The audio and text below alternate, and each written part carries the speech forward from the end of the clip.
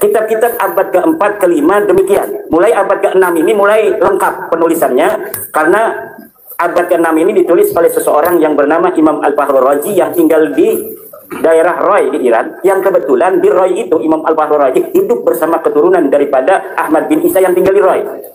Jadi hidup bersama misalnya di Banyumas dengan Gusmar, kemudian nanya, kakek kamu itu anaknya 1 atau berapa? 3. Jadi dia nyatat semuanya. Nah, sedangkan kitab-kitab abad selanjutnya, abad sebelumnya itu mungkin karena tidak adanya urgensi untuk mencatat, karena tidak terkenal misalnya, atau karena tidak berketurunan, maka tidak dicatat. Tapi abad ke-6 ini sudah sangat jelas mengatakan 3, hanya 3.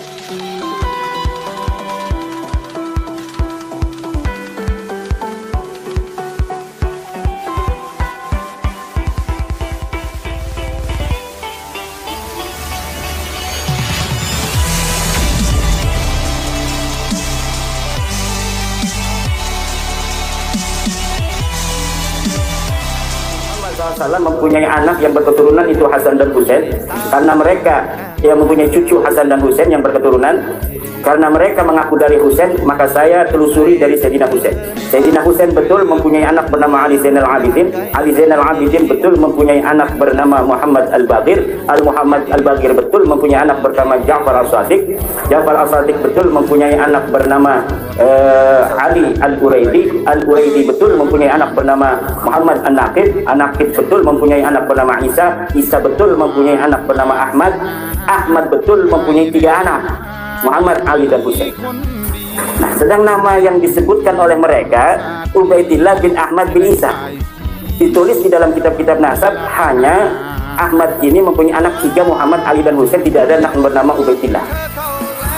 Berarti dari Ahmad bin Isa sampai ke Rasulullah sahih berdasarkan uji petik dari kitab-kitab nasab, tetapi dari Ahmad bin Isa mereka gagal uji petik secara kajian pustaka.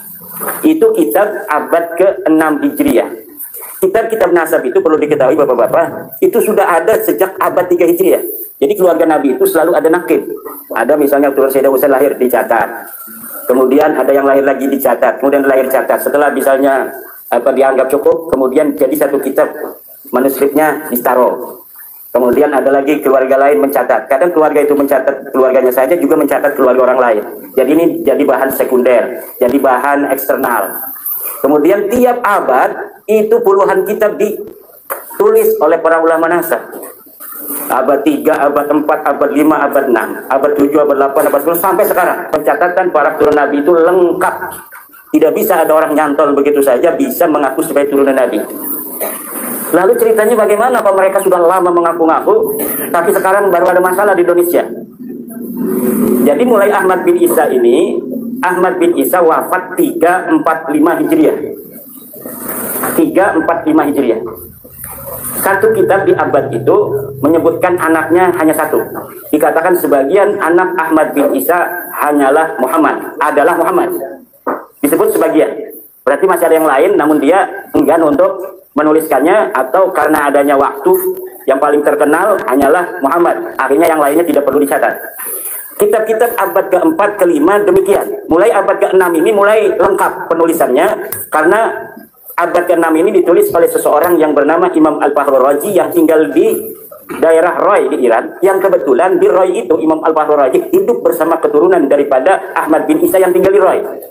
Jadi hidup bersama misalnya di Banyumas dengan Gusmar, kemudian nanya, kakek kamu itu anaknya 1 atau berapa? 3. Jadi dia nyatat semuanya. Nah, sedangkan kitab-kitab abad selanjutnya, abad sebelumnya itu mungkin karena tidak adanya urgensi untuk mencatat, karena tidak terkenal misalnya, atau karena tidak berketurunan, maka tidak dicatat. Tapi abad ke-6 ini sudah sangat jelas mengatakan 3, hanya 3. Kalau abad ke-3, ke-4, ke-5 mengatakan sebagian dari anaknya adalah, nah sedangkan abad ke-6 sudah mengatakan anaknya hanya 3.